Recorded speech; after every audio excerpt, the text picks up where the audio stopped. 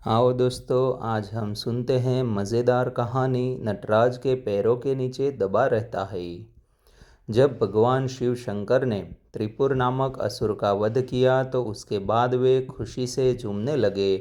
नृत्य की शुरुआत में उन्होंने अपनी भुजाएं नहीं खोली, क्योंकि वे जानते थे कि उससे प्रकृति का संतुलन बिगड़ जाएगा और सृष्टि का विनाश होने लगेगा।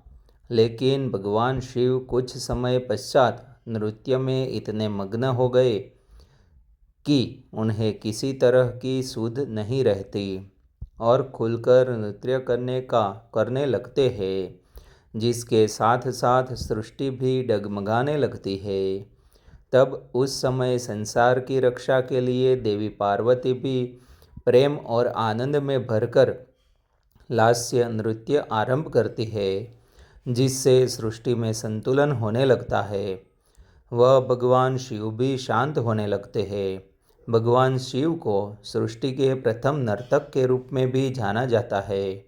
वही ऐतिहासिक रूप से भगवान शिव के नटराज स्वरूप के विकास को 7वीं शताब्दी के पल्लव एवं 8वीं से 10वीं शताब्दी के बीच दक्षिण भारत के चोल साम्राज्य से जोड़ा जाता है। वही योग सूत्र के जनक महर्षि पतंजलि द्वारा बनवाए गए चिदंबरम में स्थित नटराज स्वरूप की भव्य मूर्ति पुख्ता प्रमाण भी मानी जा सकती है। हालांकि महर्षि पतंजलि ने भगवान शिव के नटराज स्वरूप का योगेश्वर शिव के रूप में निरूपित करने का प्रयास किया। अपने नटराज स्वरूप में भगवान शिव एक बौने राक्षस पर तांडव नृत्य करते हुए लगते हैं। यहाँ शारीरिक दिव्यांगता को बौनापन नहीं माना, बल्कि बौना अज्ञान का प्रतीक है। अज्ञानी व्यक्ति द्वारा कद समाज में हमेशा बौना माना जाता है। अज्ञान को दूर कर ज्ञान प्राप्त करने पर जो खुशी मिलती है, उन्हीं भावों को शिव के इस स्वरूप में देखा जा सकता है। भगवान शिव की यह नृत्य भंगिमा आनंदमय तांडवमय के रूप में चर्चित है। इसी मुद्रा में उनके बाएं हाथ में अग्नि भी दिखाई देती है, जो कि विनाश की प्रकृति है। शिव को विनाशक माना जाता है। अपनी इस अग्नि से शिव की सृष्टि में मौजूद नकारात्मक सृजन को नष्ट कर ब्रह्मा जी को पुनर्निर्माण के लिए आमंत्रित करते हैं। नृत्य की इस मुद्रा में शिव का एक पैर उठा हुआ है, जो कि स्वतंत्र रूप से हमें आगे बढ़ने का संकेत करता है। उनकी इस मुद्रा में एक लय, एक गति भी नजर आती है, जिसका तात्पर्य है परिवर्तन या जीवन में गतिशीलता। शिव का यह आनंदित स्वरूप बहुत व्यापक है। जितना अधिक यह विस्तृत है, उतना ही अनुकरणीय भी है। हम सभी ने भगवान शिव के नटराज रूप को कई बार देखा है, किंतु क्या आपने ध्यान दिया है कि नटराज की प्रतिमा के पैरों के नीचे एक दानव भी दबा रहता है? आमतौर पर देखने से हमारा ध्यान उस राक्षस की ओर नहीं जाता, किंतु नटराज की मूर्ति के दाहिने पैर के नीचे आपको वो दिख जाएगा। क्या आपको पता है कि वास्तव में वो है कौन? आइए आज इस लेख में हम उस रहस्यमयी दानव के विषय में जानते हैं। भगवान नटराज के पैरों के नीचे जो दानव दबा रहता है, उसका नाम है अपस्मार। उसका एक नाम मुयालक भी है। अपस्मार एक बौना दानव है, जिसे अज्ञानता एवं विस्मृति का जनक बताया गया है। इसे रोग का प्रतिनिधि भी माना जाता है। आज भी मिर्गी के रोग को संस्कृत में अपस्मार ही कहते हैं। योग में नटराजासन नामक एक आसन है, जिसे नियमित रूप से करने पर निश्चित रूप से मिर्गी के रोग से मुक्ति मिलती है। एक कथा के अनुसार अपस्मार एक बौना राक्षस था, जो स्वयं को सर्वशक्तिशाली एवं दूसरों को हीन समझता था। स्कंद पुराण में उसे अमर बताया गया है। उसे वरदान प्राप्त था कि वो अपनी शक्तियों से किसी की भी चेतना का हरण कर सकता था।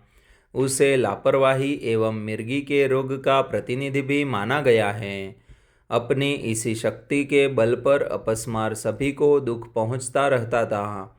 उसी के प्रभाव के कारण व्यक्ति मिर्गी के रोग से ग्रसित हो जाते थे और बहुत कष्ट भोगते थे। अपनी इस शक्ति एवं अमरता के कारण उसे अभिमान हो गया कि उसे कोई परास्त नहीं कर सकता। एक बार अनेक ऋषि अपनी अपनी पत्नियों के साथ हवन एवं साधना कर रहे थे। प्रभु की माया से उन्हें अपने त्याग और सिद्धियों पर अभिमान हो गया और उन्हें लगा कि संसार केवल उन्हीं की सिद्धियों पर टिका है। तभी भगवान शंकर और माता पार्वती भिक्षुक के वेश में वहां पधारे, जिससे सभी स्त्रियां उन्हें प्रणाम करने के लिए यज्ञ छोड़कर उठ गई। इससे उन ऋषियों को बड़ा क्रोध आया और उन्होंने अपनी सिद्धि से कई विषयधर सर्पों को उत्पन्न किया और उन्हें भिक्षुक रूपी महादेव पर आक्रमण करने को कहा। किंतु भगवान शंकर ने सभी सर्पों का दलन कर दिया। तब उन ऋषियों ने वहीं उपस्थित अपस्मार को उन पर आक्रमण करने को कहा। स्कंद पुराण में ऐसा भी वर्णित है कि उन्हीं साधुओं ने अपनी सिद्धियों से ही अपस्मार का सृजन किया। अपस्मार ने दोनों पर आक्रमण किया और अपनी शक्ति से माता पार्वती को भ्रमित कर दिया और उनकी चेतना लुप्त कर दी, जिससे माता अचेत हो गई।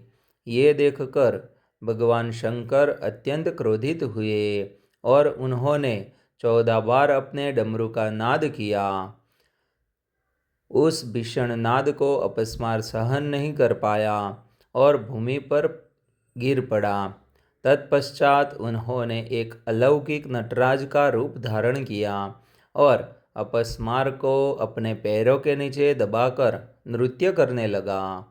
नटराज रूप में भगवान शंकर ने एक पैर से उसे दबाकर तथा एक पैर उठाकर अपस्मार की सभी शक्तियों का दलन कर दिया और स्वयं संतुलित हो स्थिर हो गए। उनकी यही मुद्रा अंजलि मुद्रा कहलाई। उन्होंने उसका वध इसलिए नहीं किया क्योंकि एक तो वो अमर था और दूसरे उसके मरने पर संसार से उपेक्षा का लोप हो जाता, जिससे किसी भी विद्या को प्राप्त करना अत्यंत सरल हो जाता। इससे विद्यार्थियों में विद्या को प्राप्त करने के प्रति सम्मान प्राप्त हो जाता। जब उन साधुओं भगवान शंकर को वो रूप देखा तो उनका अभिमान समाप्त हो गया और वे बारंबार उनकी स्तुति करने लगे। उन्होंने उसी प्रकार अपस्मार को निष्क्रिय रखने की प्रार्थना की ताकि भविष्य में संसार में कोई उसकी शक्तियों के प्रभाव में ना आए।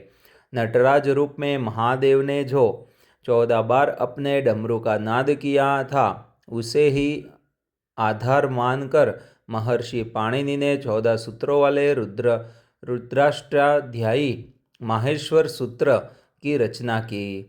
एक अन्य कथा के अनुसार एक बार भगवान शंकर के मन में एक अलौकिक नृत्य करने की इच्छा हुई। उसे देखने के लिए सभी देवता, यक्ष, ऋषि, गंधर्व इत्यादि कैलाश पर एकत्र हुए। स्वयं महाकाली ने उस सभा की अध्यक्षता की। देवी सरस्वती तन्मयता से अपनी वीणा बजाने लगी। तभी भगवान विष्णु मृदंग बजाने लगे। माता लक्ष्मी गायन करने लगी। परमपिता ब्रह्मा हाथ से ताल देने लगे।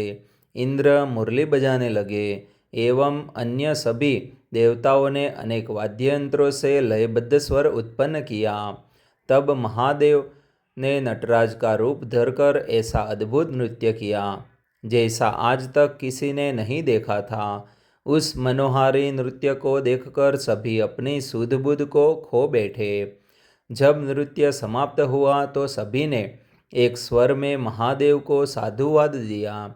महाकाली तो इतनी प्रसन्न हुई कि उन्होंने कहा, प्रभु, आपके इस नृत्य से मैं इतनी प्रसन्न हूँ कि मुझे आपको वर देने की इच्छा हुई है।